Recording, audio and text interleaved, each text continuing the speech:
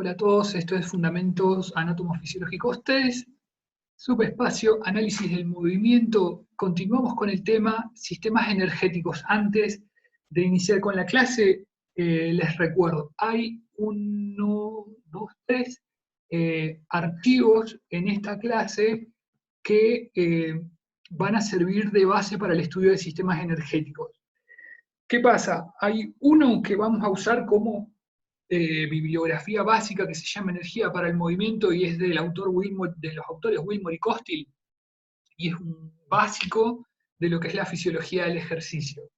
Pero hay dos más, y les aclaro que son complementaria 1 y complementaria 2, o una cosa así, es el nombre del archivo. Hay uno que les dejo un mensaje en el texto que dice que se explaya más que nada en lo que son las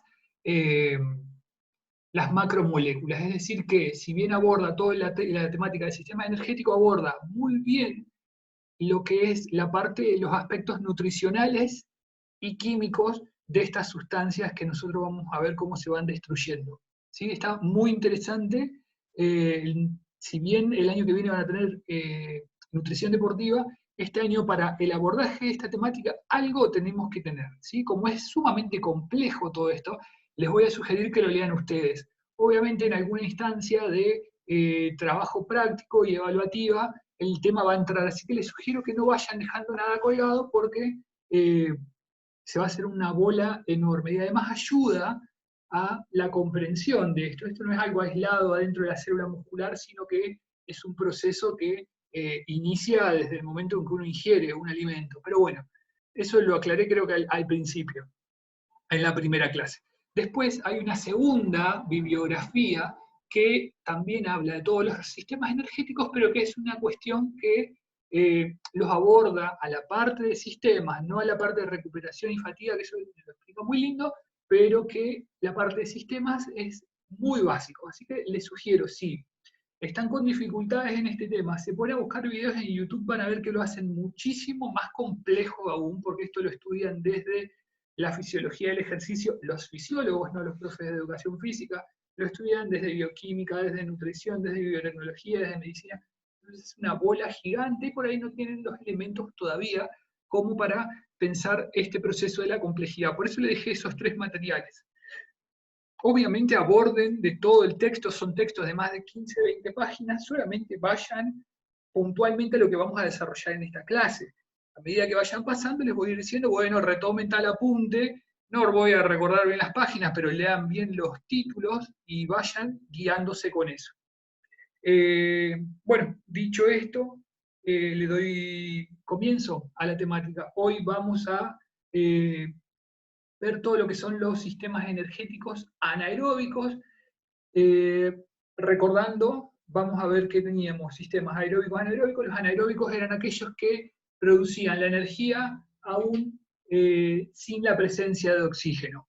Es decir, que puede haber o no, pero no lo necesitan, entonces le da exactamente lo mismo. ¿Y cómo se dividían estos sistemas?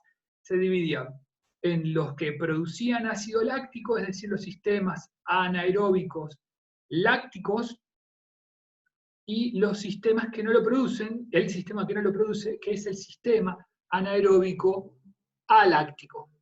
El aláctico también recibe el nombre de sistema ATP-PC o sistema de los fosfágenos, y el sistema de anaeróbico láctico recibe el nombre de glucólisis rápida, glucolítico, entre otros. Tiene varios, por ahí de un libro para el otro, los nombres varían y les sugeriría que manejen varios de estos nombres, pues por ahí van a un curso de entrenamiento, de preparación física, y van a ver que los nombres por ahí difieren. Dicho esto, arrancamos. Repasando entonces la fuente de energía en forma instantánea y en abundante cantidad, lo iba a estar dando el sistema ATP-PC. En una segunda instancia, fíjense, en cuestión de minutos, la fracción, el máximo de todo esto nos llega ni siquiera a los 15 segundos. Vamos subiendo y automáticamente, en cuanto produce la energía, se agota. Llega a un máximo en escasos segundos, entre 7 y 10 y hasta 15 segundos puede estar trabajando.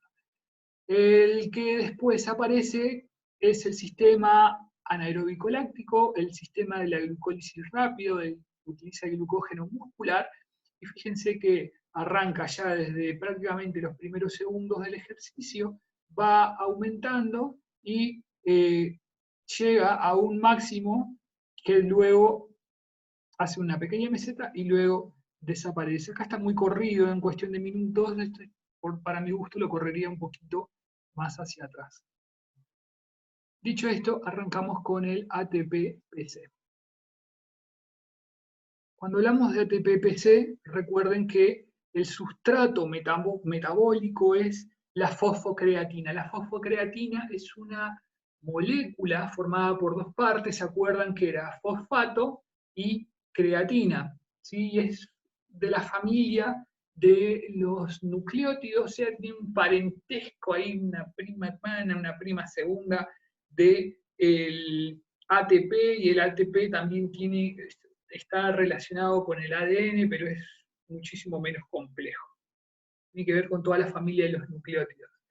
¿Qué pasa? Esta molécula de fosfocreatina se rompe en dos partes. Una que va a ser la parte de la creatina en sí, y se libera el fosfato. El enlace de alta energía que mantenía unido el fosfato con la creatina, en este caso se rompe.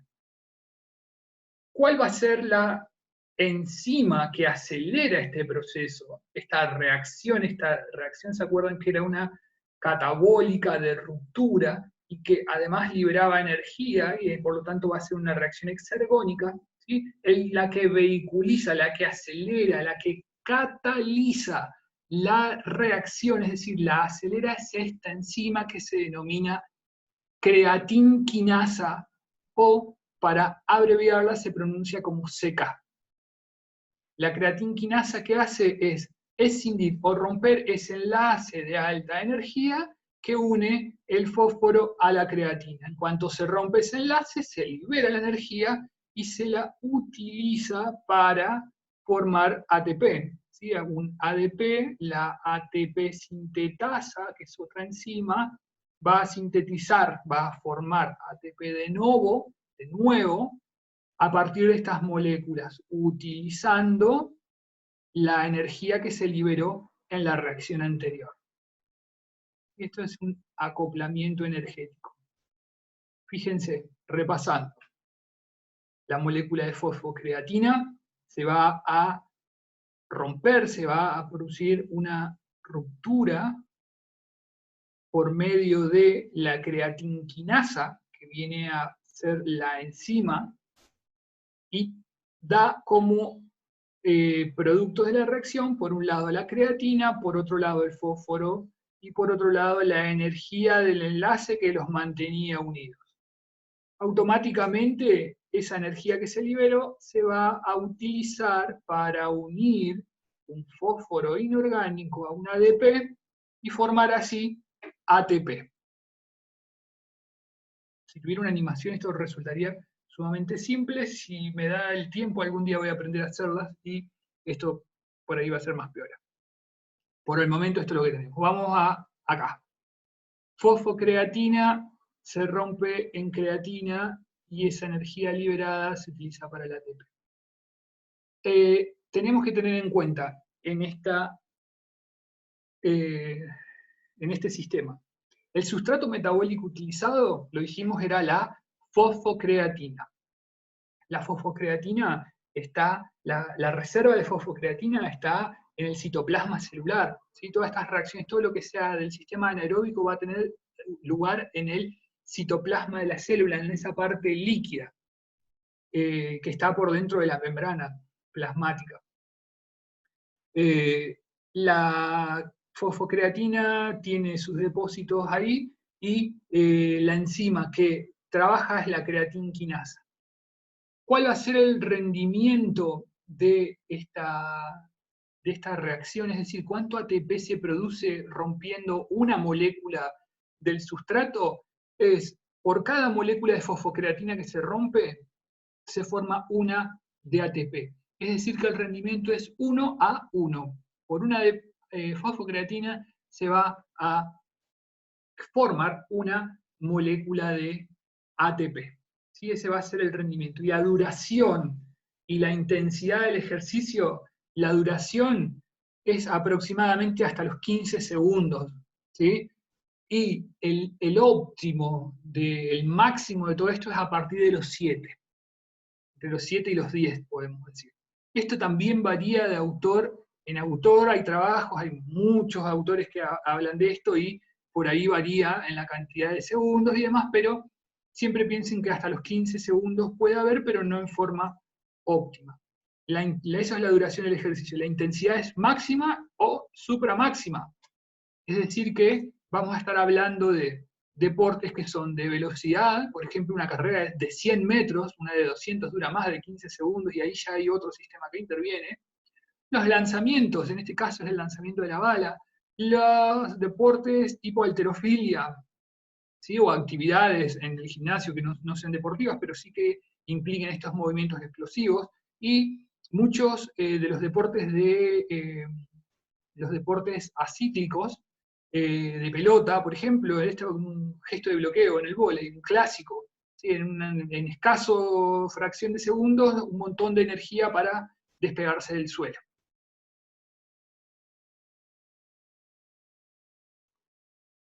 Esto es un gráfico de XY, es decir, de la variación de alguna característica en función del tiempo. ¿Sí? Esto en fisiología lo vamos a ver muchísimo. ¿Sí? Cómo van cambiando determinadas sustancias en función del tiempo. En este caso lo que se ve es el porcentaje de, digamos, del uso del ATP, fíjense acá está expresado el ATP, y la fosfocreatina, ¿sí? El porcentaje de utilización, ¿sí? Acá arranca desde el 0 del ejercicio al 100% de lo que tiene su reserva, digamos, su estado de reposo, y cómo va variando en función del tiempo. Fíjense, ATP-PC llega hasta, hoy decíamos, los 15 segundos, acá justo corta en el 14, pero hasta los 15. Esto es un ejercicio de sprint. Un ejercicio de sprint es una aceleración, un aumento del ritmo de trabajo en, por ejemplo, una carrera de ciclismo o en una maratón. ¿Sí? Hay un aumento rápido de la velocidad, sí, se acelera, porque, por ejemplo, necesita superar a un rival. Quedan los últimos 200 metros, o 100 metros, o 40 metros, y necesita hacer una descarga importante, y eso es lo que se conoce como sprint, una aceleración del ritmo que venía trayendo. Y en este gráfico que vamos a ver, por un lado tenemos que ver el comportamiento del ATP en el ejercicio de sprint. ¿Qué pasa? Bueno, arranca el ejercicio del 100% del ATP, se lo empieza a utilizar para la contracción muscular, ¿sí? Hasta los 15 segundos hay ATP. Es decir, que la duración del ejercicio, en realidad hay ATP, la línea de tendencia nos puede marcar un poco más de tiempo, pero ya llega a valores muy bajos, a valores poco óptimos. ¿Qué pasa con la fosfocreatina? Fíjense que la curva es inversa. Ya desde el inicio, el valor, el porcentaje total de la fosfocreatina, la cantidad de fosfocreatina empieza a descender. ¿Qué relación entonces existe entre el ATP y la fosfocreatina en un ejercicio de sprint? Que para que se mantenga el suministro de ATP para la contracción muscular, fíjense cómo se va utilizando, cómo va disminuyendo el valor de la fosfocreatina, es decir, se va rompiendo todas estas moléculas para el abastecimiento de enlaces para la formación de ATP. Le está dando su energía, esta molécula se rompe y cede su energía para la formación de ATP. ¿Hasta cuándo? Hasta que llega un punto en donde ya no se puede sintetizar más el ATP y alcanzamos el agotamiento. Entre otras causas de agotamiento y de la fatiga, en realidad el agotamiento habla de que se terminó, digamos, o sea, no hay más fosfocreatina, fíjense, el 0 donde está, y esto está con tendencia al 0, está por debajo del 5%, se agotó en este caso el sustrato metabólico. Agotamiento y fatiga, perdón, pero no es lo mismo, quizás si lo di a entender así, pido disculpas. En este caso habla del agotamiento del sistema energético, del sustrato metabólico. Ya lo vimos. Bueno, otro aspecto a considerar es la recuperación de estos sustratos. Acá lo que se muestra es, esto se llama cicloergómetro, y es una bicicleta fija, a la que se le va agregando peso en la rueda, ¿sí?, para que aumente la fricción, y así se genera una mayor demanda de fuerza de parte del evaluado, que es esta persona que está sentada. El cicloergómetro es el que va, se los presento, es eh, el aliado de la fisiología del ejercicio. ¿Qué pasa? Lo mismo. Fíjense, el contenido de fosfágenos en ATP-PC muscular. Fíjense, acá habla de la concentración, le llevemos el apunte, en un ejercicio de sprint. En este caso, la bici se sube y da el 100% en cuestión de tiempo. Acá habla de minutos, pero esto está equivocado. De acá hasta acá son segundos. Y a partir de acá en adelante son minutos. Por favor, que no se considere, fíjense, si no estarían mal localizados los números. Esto podría llegar a considerarse 10 segundos. Fíjense qué pasa con, esto es durante el ejercicio, es decir, va pedaleando. Fíjense la cantidad de ATP, de la fosfocreatina muscular. La fosfocreatina va, ¡pum!, cayendo, cayendo, cayendo. Y una vez que termina el ejercicio, entras en la fase ya de recuperación. ¿Qué pasa? Así como en poco tiempo se consumió, también fíjense cómo en poco tiempo se recupera, pero no es tan poco tiempo. Fíjense esto, habla de que la recuperación máxima es a los 5 minutos. Es decir, que puedes hacer un ejercicio sumamente explosivo y a los 5 minutos aproximadamente ya tenés el porcentaje de recuperación óptima. Lo llevamos a cuestión de segundos. Fíjense, lo mismo. Esto es el porcentaje de recuperación de la fosfocreatina. Fíjense, la curva va en aumento hasta que llega un momento en donde ya alcanza su máximo. ¿Cuál es el máximo de recuperación? Los 200 segundos. 200 segundos son aproximadamente 3 por 6, 18, 3 minutos y medio y un poquito más. Fíjense, en menos de 10 segundos se recupera muy poco. A partir de los 30 segundos se va a empezar a recuperar el 50%, a partir del minuto del 75, de los 2 minutos, arriba del 93, y fíjense cómo cada vez se va enlenteciendo, pasan otros 30 segundos y sube poquito, ¿sí? Esto tiene un nombre, estas curvas, ¿sí? Si fuera todo muy proporcional, la línea sería recta, pero en este caso, como es una curva, va recuperando lentamente. De acá salen las pausas para los ejercicios de entrenamiento, para las entreseries de entrenamiento. No es casual, a veces hay recuperación total, a veces hay recuperación incompleta, y en ese juego también se va trabajando el sistema, se va entrenando.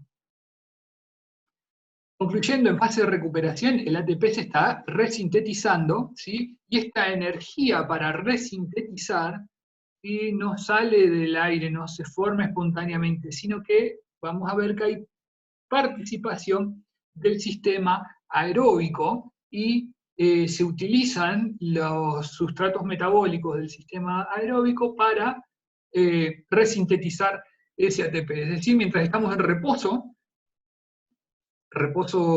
en la pausa, digamos, en la pausa del ejercicio, vamos a ir recuperando. Y toda esta energía para resintetizar la fosfocreatina va a venir del sistema aeróbico.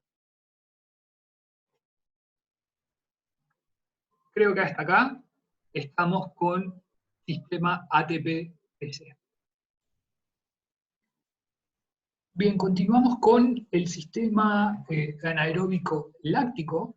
sistema de la glucólisis rápida. Como le indica su nombre, glucólisis, lisis, ruptura, glucosa. ¿Sí? La glucosa, volviendo al primer capítulo de macromoléculas, la glucosa es un hidrato de carbono simple, es decir, que está conformado por es una sola molécula, que tiene 6 carbonos en su composición. A ver si encuentro una imagen, perdón la desprolijidad. Bueno, no la tengo. Habría que buscar en las diapos anteriores. Son 6 carbonos, una línea de 6 carbonos. La glucosa la vamos a encontrar, ya sea tanto dentro del músculo, en forma de, en el citosol de la célula muscular, para ser exacto, que la podemos encontrar como glucosa, como una molécula sola, o una molécula complejizada que la vamos a encontrar, la forma compleja, ¿sí?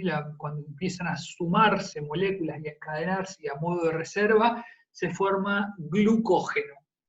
Glucógeno va a haber glucógeno muscular y glucógeno hepático, principalmente glucógeno hepático. En el músculo hay bastante menos. ¿Sí? Esa es su forma de reservorio. ¿Qué pasa? Si bien el hígado tiene reservas y el músculo también, la reserva a nivel hepática, el glucógeno se empieza a fragmentar, se empieza a romper en cada una de estas moléculas de glucosa, ¿sí? Siempre por una cuestión hormonal. Hay 2 hormonas que van a controlar esto, principalmente hay una, acá que es el glucagón, pero bueno, eso lo vamos a ver más adelante, porque hay todo un control hormonal de la producción de energía. El reservorio, que es el glucógeno, empieza a romperse, esas grandes moléculas de glucógeno, y a liberar glucosa. ¿Cómo llega la glucosa que se liberó del hígado? Hasta el músculo, por medio de la circulación sanguínea. ¿Sí? El hígado vuelca la sangre distribuye a todas las células, incluida la célula muscular. Y una vez que esta glucosa llega a la célula muscular, ¿qué puede pasar? O que se vuelva a convertir en glucógeno formando un reservorio, o que se utilice en esta reacción química, en este proceso, en este sistema que es la glucólisis rápida, y después vamos a ver que aparece esta palabrita que es el lactato, que es el resto metabólico, que se reutiliza y vuelve por la sangre hasta el hígado y el hígado lo recicla. Eso es un cuarto sistema energético que creo que lo presenté en algún momento, el sistema del ácido láctico, o algo así es el nombre, después voy a buscar bien específica en la bibliografía, pero eso lo veremos después de haber dado aeróbico, el sistema aeróbico, sin mal no recuerdo. ¿Qué pasa? La glucólisis rápida parte del reservorio de glucógeno y la molécula, el sustrato metabólico utilizado va a ser la glucosa. La ruptura de la glucosa va a generar en una primera instancia ácido pirúvico, y por reacciones sucesivas, esto es una cascada, no sé si se acuerdan el concepto, es decir, que una reacción lleva a la otra y así sucesivamente en un sentido de avance. La glucosa se fragmenta, va generando el ATP, hay un primer producto de la reacción es el ácido pirúvico, y después nuevamente vuelve a reaccionar y termina generando este resto, que es el ácido láctico. El ácido láctico, tan conocido y tan comentado entre los deportistas y demás, es un ácido, como lo dice su nombre, que es un ácido débil, no es un ácido fuerte, porque si no destruiría la célula muscular, y que puede acumularse en el músculo, y es el que da esa sintomatología de quemazón cuando se trabaja en tiempo sostenido sobre este sistema energético. Fíjense, no es necesaria la presencia de oxígeno, no es requisito, no es necesario utilizar oxígeno para este sistema. ¿Sí? No es necesario, puede o no estar presente, pero le da igual porque no lo utiliza en la reacción. ¿Sí? La fuente de energía o el sustrato metabólico va a ser la glucosa, y el rendimiento, ¿sí? Acá aclara el consumo de oxígeno. ¿Cuál va a ser el rendimiento? Va a producir 2 ATP por cada glucosa destruida. En realidad puede producir 2 o 3 ATP, y acá me tomo el atrevimiento de corregir al autor de esto, que puntualmente no me acuerdo de dónde lo saqué, pero es uno de los apuntes que les pasé, porque si viene del hígado o si viene del músculo va a terminar produciendo 2 o 3 ATP.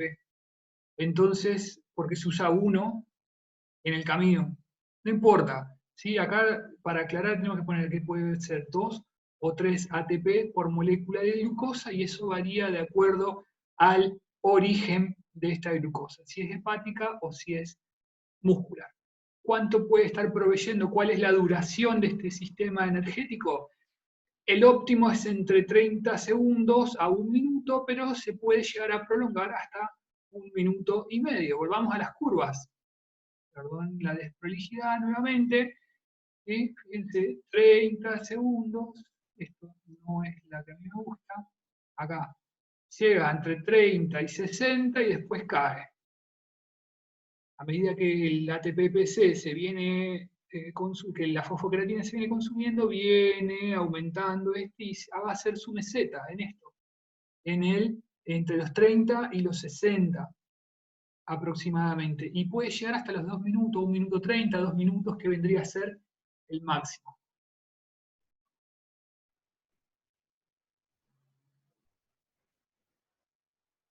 ¿Qué pasa? La glucosa, recuerdan que podía venir del hígado, ¿sí? Viene vehiculizada, viene transportada por la sangre.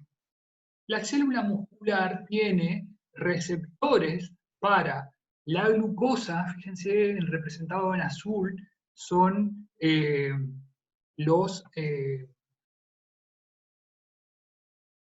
las moléculas de glucosa, perdón, y esto que está acá en amarillo son receptores de insulina. ¿Sí?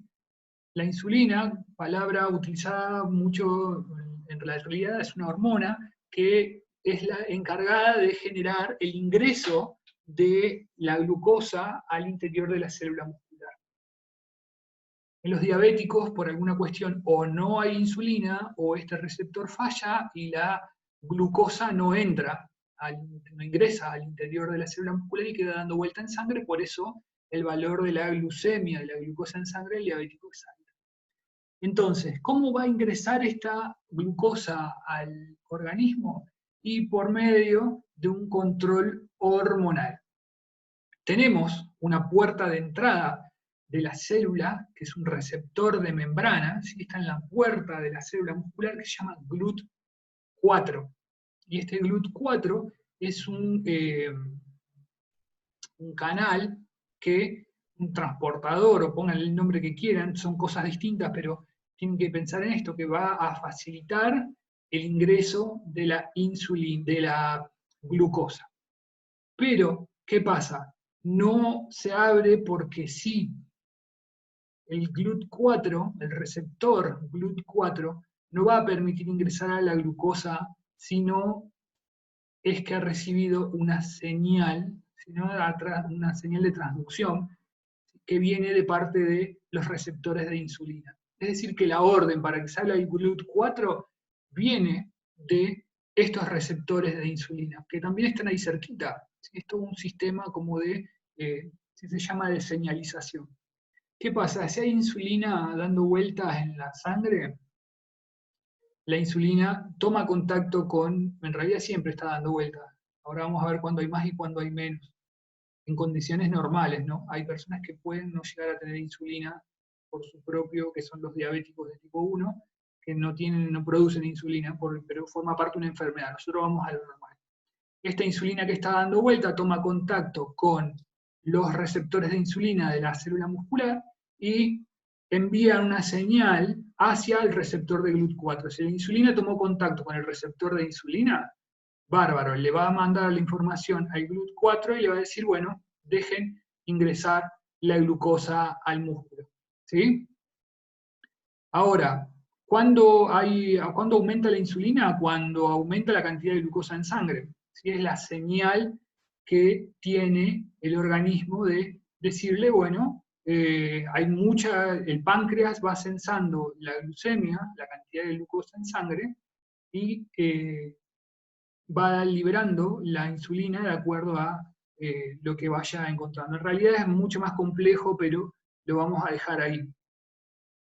Cuanto mayor concentración de glucosa en sangre tenemos, el páncreas libera más insulina. Entonces la insulina viene y se adhiere al receptor, y el receptor le dice al GLUT4, al receptor GLUT4, abrí y deja entrar a la glucosa. Y ese es el mecanismo. Esto lo vamos a ver, obviamente, con muchísimo más detalle, lo simplifiqué bastante, quedó burdo y hasta errado, pero lo vamos a ver más en detalle cuando veamos la parte de sistema endocrino. Pero no lo quería dejar de lado, y en la bibliografía que les dejé, palabras más, palabras menos, habla de esto. Y cuando veamos sistema endocrino, también vamos a ver la cuestión patológica de la diabetes de tipo 1 y de tipo 2, que tiene que ver con esto, con la insulina y con su receptor. Lo veremos más adelante.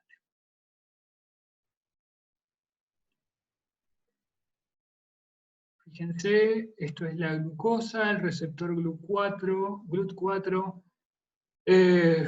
La insulina extracelular produce la señal, y así los receptores empiezan a enviar hacia el interior la glucosa para el metabolismo. Fíjense, cuando el receptor de insulina, esto es afuera de la célula y esto es adentro, cuando el receptor no tiene la insulina, como lo tiene acá, la glucosa anda dando vuelta por la sangre y no ingresa.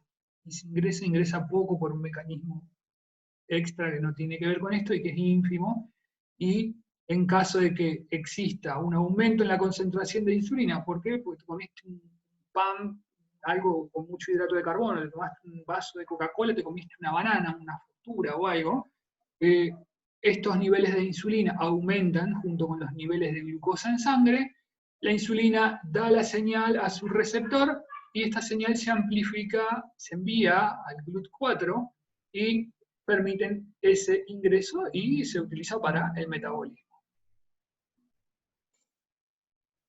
Esta es la cascada real de la utilización de la glucosa por vía anaeróbica.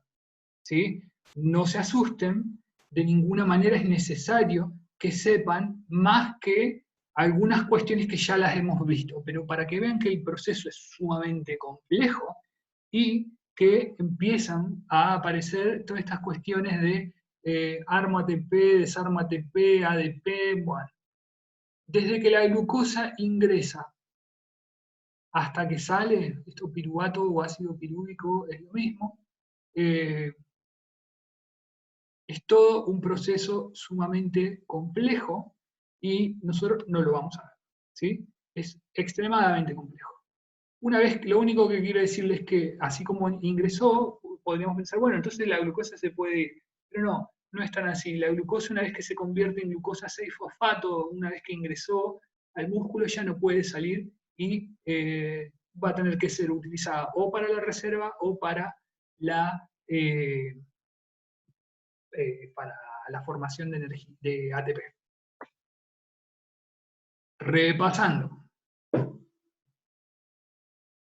Tenemos, en un primer momento, la glucosa que se va a romper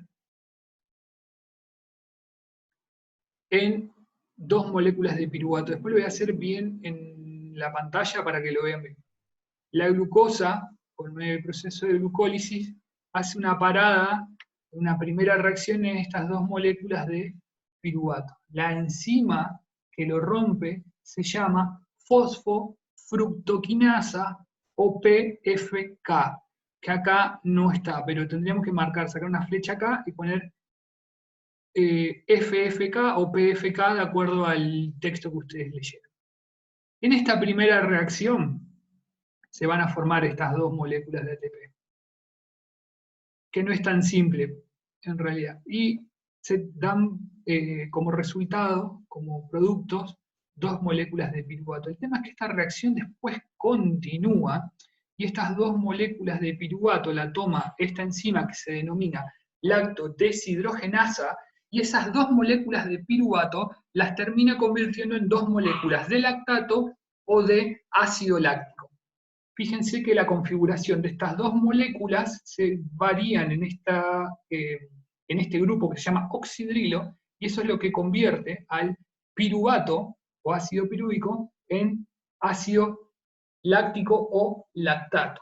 Estas denominaciones no son tampoco tan precisas como las estoy mencionando, pero en esencia vienen a hacer eso. La glucosa va a generarse por la fosfofructoquinasa, va a fragmentarse en dos moléculas de piruvato, y estas dos moléculas de piruvato, por la acción de la lactodeshidrogenasa, van a terminar convirtiéndose en dos moléculas de ácido láctico. Este ácido láctico tiene dos opciones.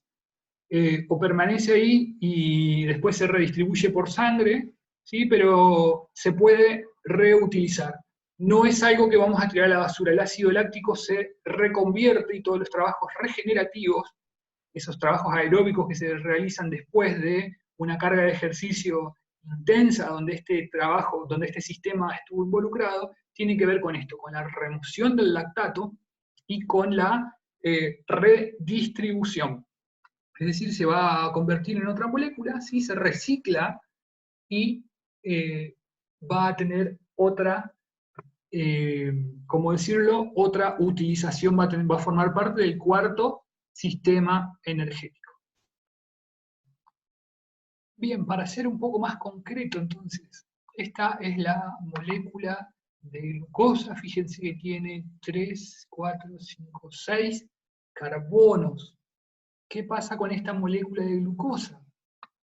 Bueno, se va a dividir, se va a fragmentar, se va a partir en este nivel por medio de esta enzima que se llama fosfofructoquinasa o PFK. Fíjense, quedan después dos moléculas, esta se fragmenta a la mitad, y esto se conoce como ácido pirúvico.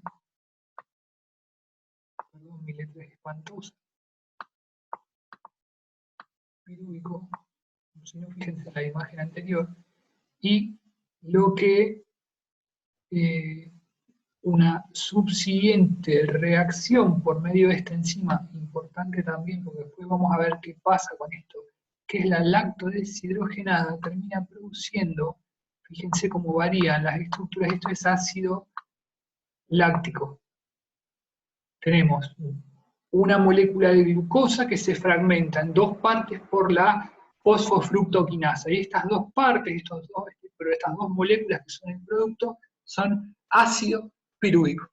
Estas dos moléculas de ácido pirúvico nuevamente se vuelven a reaccionar, continúa la línea de reacción, y por medio de la lactodeshidrogenasa se terminan convirtiendo en dos moléculas de ácido láctico. El ácido láctico, como dijimos, continúa su viaje por el resto del organismo y le quedan varias cuestiones. Pero el ácido pirúvico o piruvato también tiene varias opciones. Vamos acá. La glucosa y el glucógeno se terminan convirtiendo en esto que les decía, la glucosa 6-fosfato, por medio de, simplificando en glucosa, por la glucólisis, terminamos en el ácido pirúvico, y el de ácido pirúvico vuelve a reaccionar y se termina formando ácido láctico. El tema es que este ácido láctico puede reconvertirse en ácido pirúvico por la misma enzima, lactodeshidrogenasa, pero ahora se llama lactodeshidrogenasa sub 2. La primera era lactodeshidrogenasa sub 1, y ahora es lactodeshidrogenasa sub 2, que en vez de llevar el ácido pirúvico ácido láctico, ahora lo lleva de vuelta al láctico, al pirúvico, hace el proceso inverso, y este ácido pirúvico puede ir hacia la mitocondria y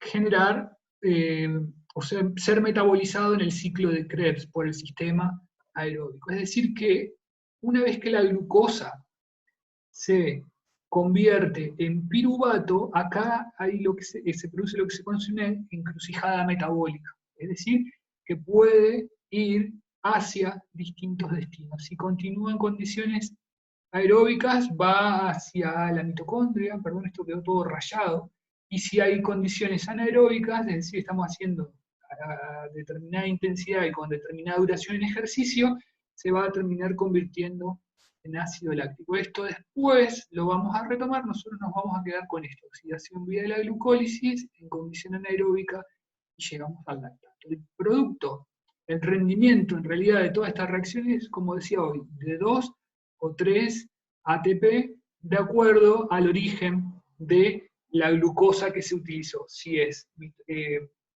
hepática o si es del propio músculo.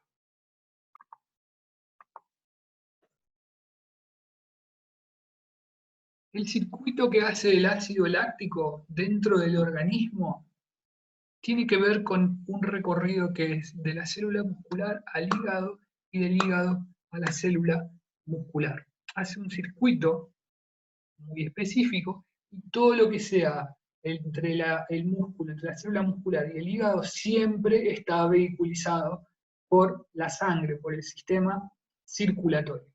Veamos cómo arranca esto. Tenemos una molécula de glucosa dentro de la célula muscular.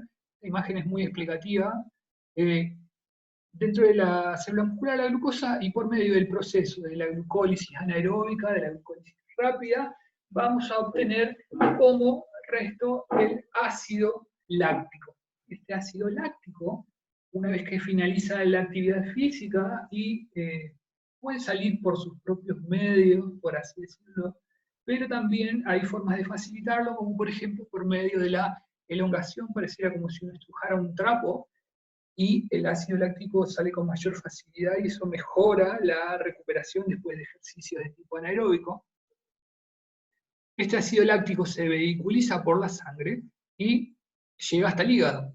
En el hígado se produce una reacción de formación, una reacción anabólica, por eso la terminación génesis. Génesis significa formación, comienzo, creación. ¿Sí? El libro del Génesis en la Biblia, el primero, y es el que se cuentan todas las historias del inicio de, de la cuestión religiosa, ustedes sabrán entender. Este ácido láctico, fíjense, gluconeogénesis. Se va a formar glucosa de nuevo, ¿sí? Así como teníamos la glucosa, que es una molécula de 6 carbonos, la partíamos y terminábamos reacciones más, reacciones menos, con 2 moléculas de 3 carbonos, que son los ácidos lácticos. Ahora va a tomar el hígado, estas 2 moléculas de 3 carbonos, las va a empalmar con una reacción muy compleja, que es las reacciones gluconeogenésicas, y va a formar glucosa nuevamente, es decir, lo va a reciclar.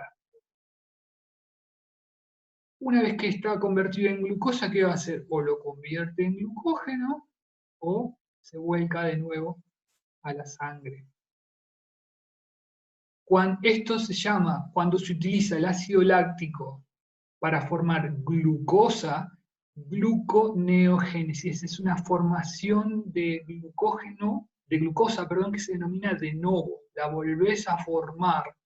Lo que ya estaba, se rompió y la volvés a formar. Pero esta formación de la forma en modo de reservorio de la glucosa, es decir, la formación de glucógeno, se denomina glucogenogénesis, que no es lo mismo que gluconeogénesis, que tampoco es lo mismo que glucogenólisis. Ojo con estos términos. La formación de glucosa a partir de ácido láctico se denomina gluconeogénesis. La formación de glucógeno, que acá no está escrito, la formación de glucógeno a nivel hepático por la glucosa, que puede ser que venga por este medio o porque la ingerimos, eso es indistinto, se llama glucogenogénesis, formación de glucógeno. Y ahora el proceso contrario, el proceso catabólico, el destructivo, el que le va a liberar energía, es cuando se rompe el glucógeno a nivel hepático para liberarlo a la sangre, se llama glucogenólisis. La terminación lisis habla de ruptura, y cuando se rompe el glucógeno, se va desgranando en las glucosas que lo conforman, se vuelca a la sangre para que sea reutilizado por el músculo y también por la neurona, que no vive sino de glucosa. Es crítica la glucemia, la cantidad de glucosa en sangre, por estas dos cuestiones, por la célula muscular y por la neurona. Pero más que nada, por favor, con la neurona, porque es la única vía metabólica que tiene para vivir, vive de glucosa. El músculo tiene otras formas de sobrellevar la ausencia o la disminución, pero la célula nerviosa no. Por favor, este cuadro, importantísimo, manéjenlo porque de esto también se basa la nutrición deportiva y demás, y la recuperación de sustratos, cuando lo veamos, la recuperación del glucógeno muscular y demás, lo vamos a ver cuando terminemos de ver el sistema aeróbico, así lo vemos de una sola vez. Una última cuestión, si bien esto forma parte de la temática de la semana que viene, que es sistema aeróbico, lo único que quiero mostrar es esto. Todo estamos en sangre, esto muestra sangre, ¿sí? Y esto que está acá adentro es la mitocondria celular.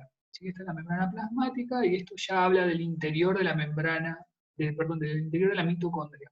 Fíjense, el piruvato después va a pasar a ser uno de las claves para la glucólisis aeróbica en este caso, es decir, ya parte del tercer sistema energético, que es el sistema aeróbico. Pero bueno, eso va a ser tema de la siguiente clase. Hasta luego.